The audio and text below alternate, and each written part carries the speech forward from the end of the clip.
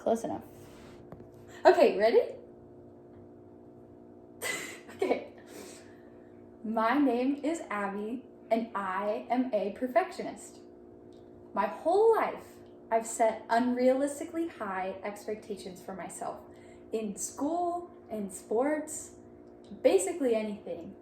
And because I've done this my whole life, I've grown actually really fond of it.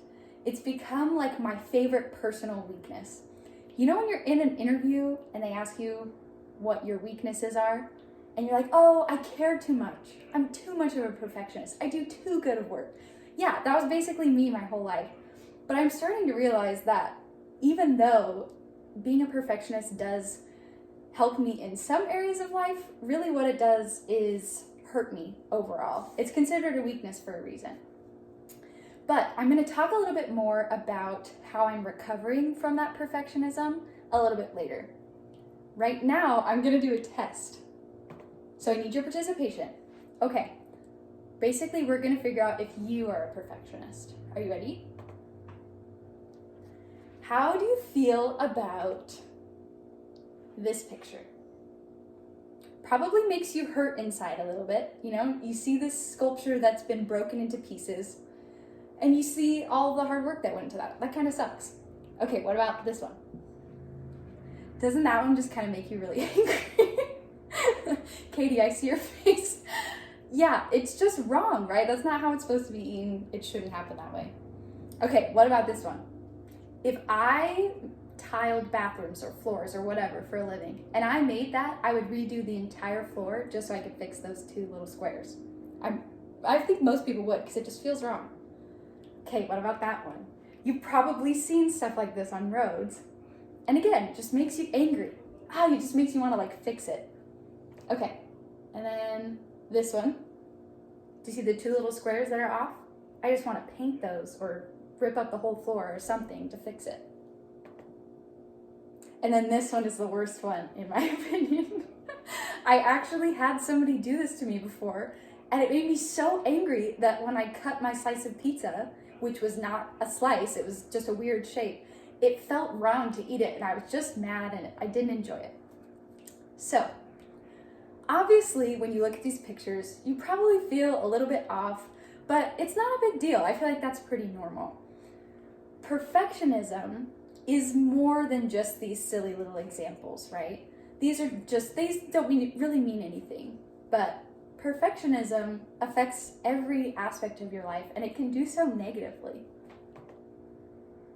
Have you ever felt depressed by unmet goals?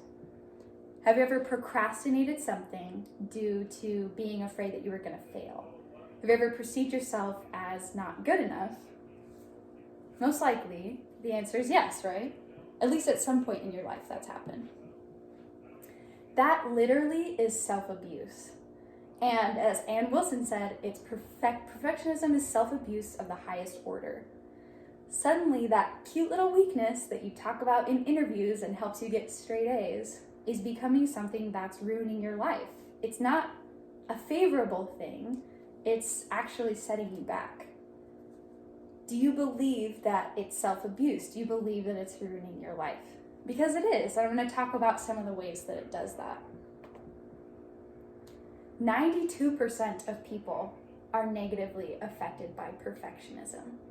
And there's 3 aspects of perfectionism that I'm going to talk about, 3 outcomes that you've probably experienced at some point. Okay, the first one is procrastination. I'm a college student. I know procrastination like the back of my hand.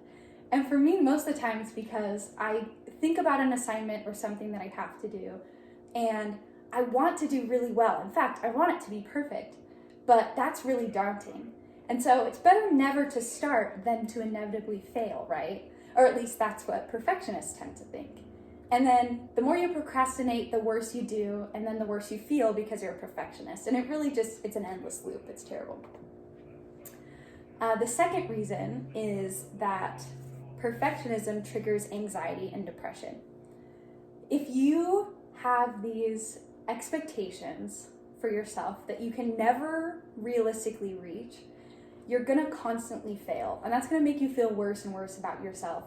And also remember, we're procrastinating on top of that. And so what you do is every time you don't meet one of those expectations, you dig yourself a little bit deeper into that hole until you build this little cave of like misery and unhappiness, all because you are trying to be too perfect. And it's not fun. And that just, like the procrastination, it's a cycle. It just keeps going. The third outcome, negative outcome of perfectionism is compromised relationships. And last semester I had an experience where I put way too much on my plate and I expected way too much of myself. Because of that, I wasn't spending time with my husband. Every time somebody texted me and asked me to hang out or something like that, I was way too exhausted to even think about responding. And by the end of the semester, I was just like this little hermit. I didn't spend time with anybody, I was miserable, and I was procrastinating, and it just wasn't fun.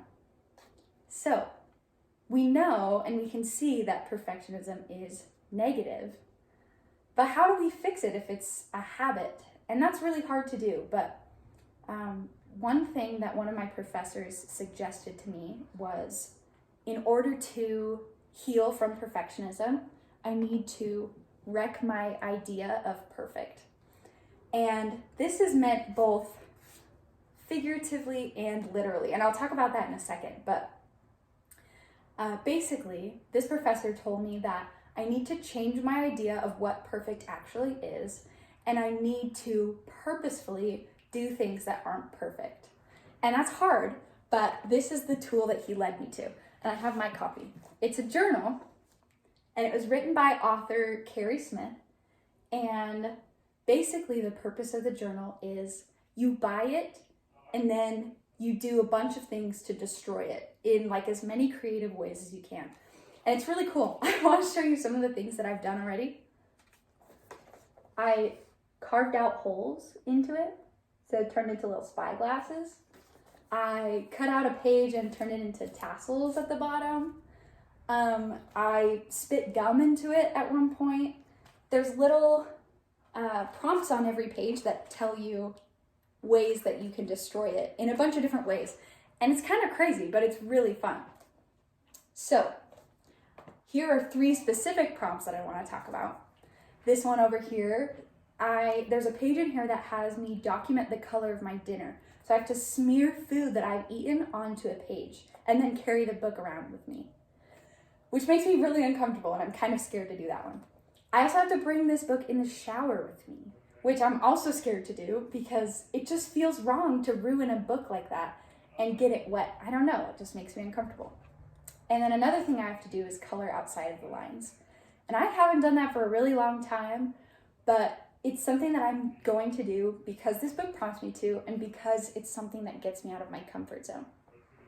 So, how do those things help me though? They seem kind of random. How do they help me overcome perfectionism? And I have 3 reasons that I want to talk about. First, it takes me out of my comfort zone. Perfectionism for me has become a habit. And when I intentionally break that habit by ruining something, I'm taking myself out of that. And even though it makes me cringe, it's helping me to break that habit little by little. Second, it's helping me not obsess over the outcome of a project I'm working on. This quote is from Carrie Smith, who wrote this book, and she says to release all attachment to outcome. The intent of this project shouldn't be to make it pretty, but instead, it helps you to relax and not focus so much on the outcome so that you can be more productive and just have fun. And third, it helps put things into perspective. One thing that I'm trying to ask myself more and more is, does it really matter this much? If I put a piece of gum on the page of this book, is my life gonna end? No, it's gonna be fine, and I'm gonna move on. I feel like that's something we need to think about with projects, with assignments, whatever. Ask yourself, does it really matter that much? So, to sum up basically what I've learned from this book and just in general, here's how I'm trying to heal perfectionism. 1, go wreck something. It doesn't have to be this book, and it doesn't have to be a big deal. But go do something that makes you uncomfortable intentionally. Go ruin something on purpose. Second, allow yourself to make mistakes. If you're working on a project and something you do doesn't meet your expectations, that's okay. Let yourself live with it. It'll be fine. And on top of that, third, ask yourself, does it really matter as much as I'm making it seem? I'm trying to work on these things because I am still a perfectionist in recovery and I have a ways to go. But life is hard and we shouldn't have to live in a way that makes it harder. And that's my speech. Wait.